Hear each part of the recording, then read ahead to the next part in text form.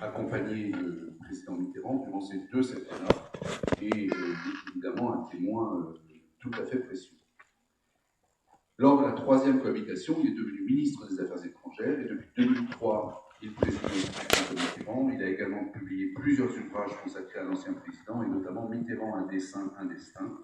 Sa proximité avec François Mitterrand, sa connaissance intime des circuits de décision présidentielle et de l'histoire le deuxième témoin sera Paul Pilès. Paul Pilès est durant la période d'accès au pouvoir du Parti socialiste ou des socialistes, il participe au débat du parti et cet excellent connaisseur de la personne et de la politique de François Mitterrand devient un excellent connaisseur de la personne et de la politique de François Mitterrand. Il est son directeur de campagne en 1981 et devient son ministre de la Défense en 1985. Témoin privilégié de ces 2 septennats, il présidera plus tard la commission de la Défense de l'Assemblée nationale avant de porter avec 2 anciens premiers ministres, Alain Juppé et on vient de voir Michel Rocard, et 2 autres anciens ministres de la Défense, Alain Richard et Hervé Morin, un regard extrêmement critique sur l'arme nucléaire. 3e témoin, Jean Ramy,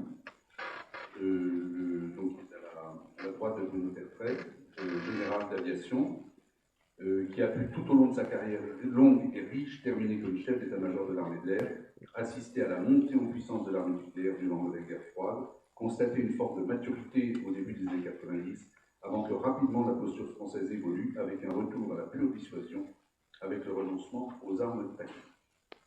Enfin, 3 experts viendront ensuite, et 3 chercheurs viendront ensuite éclairer les interventions. Il s'agit tout d'abord de Dominique Mongin, docteur en histoire à l'Université de Paris 1 Panthéon-Sorbonne, spécialiste de l'histoire des relations internationales contemporaines, enseignant-chercheur et spécialiste des questions de défense. Il fut aussi un collaborateur du ministre de la Défense, André Giraud, durant la cohabitation de 1986. Le 2e expert, Dominique David, est directeur exécutif de l'IFRI, donc il a également été responsable des études de sécurité. Il est rédacteur en chef de la revue Politique étrangère et professeur à l'École spéciale militaire de Saint-Cyr, où il dirige les enseignements concernant les relations internationales et les questions stratégiques.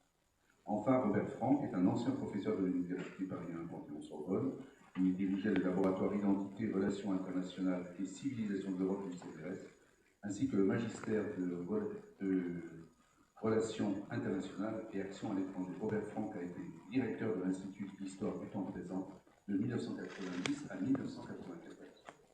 Ces présentations étant faites, je passe la parole à Bruno Tertrais,